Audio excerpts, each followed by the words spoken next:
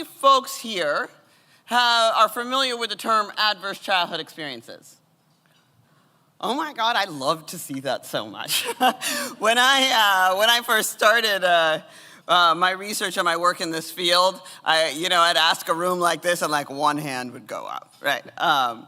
But I came to this work about 15 years and many hairstyles ago as a pediatrician in one of San Francisco's poorest and most underserved neighborhoods.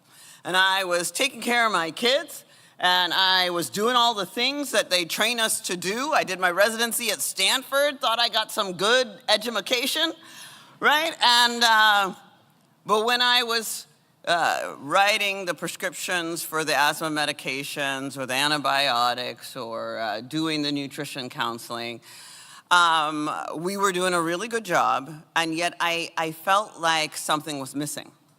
As I was hearing story after story of what my kids were experiencing, growing up in a household where a parent was struggling with substance dependence or a mental health condition, or witnessing intimate partner violence or violence in the community, I worried that the treatments I was giving in my clinic wasn't necessarily going to have the biggest impact on the things that were most affecting my kids.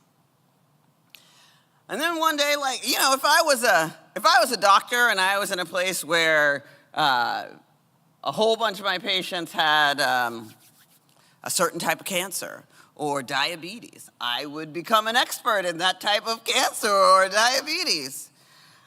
So I started diving into the research about the thing that was most affecting the kids that I was caring for, and that was trauma. And that's how I came across the Adverse Childhood Experiences Study, which is, big research study. Looks like a lot of you guys know about it. It was done by the CDC and Kaiser Permanente, and they asked about 10 categories of adverse childhood experiences. These include physical, emotional, or sexual abuse, physical or emotional neglect, or growing up in a household where someone experienced mental health condition, intimate partner violence, parental separation or divorce, parental incarceration, or substance dependence. Now, what they found in this study was absolutely groundbreaking. Some of it was things that we kind of knew before, and some of it was really, I think was a surprise to a lot of people. So the first thing is just how common these things are, right? So 2/3 of their population had experienced at least one of these adverse childhood experiences, or ACEs. And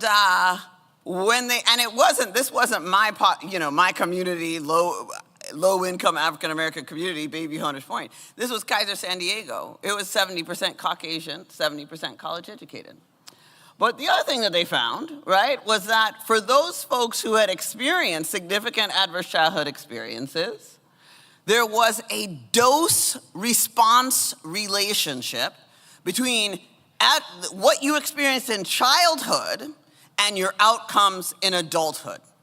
So the more ACEs you experience in childhood, the increase your risk of mental health disorders, right, in that dose-response relationship.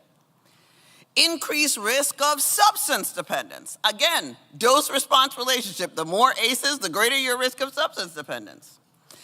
Another study that was done here in Washington State was looking at the association between adverse childhood experiences and homelessness.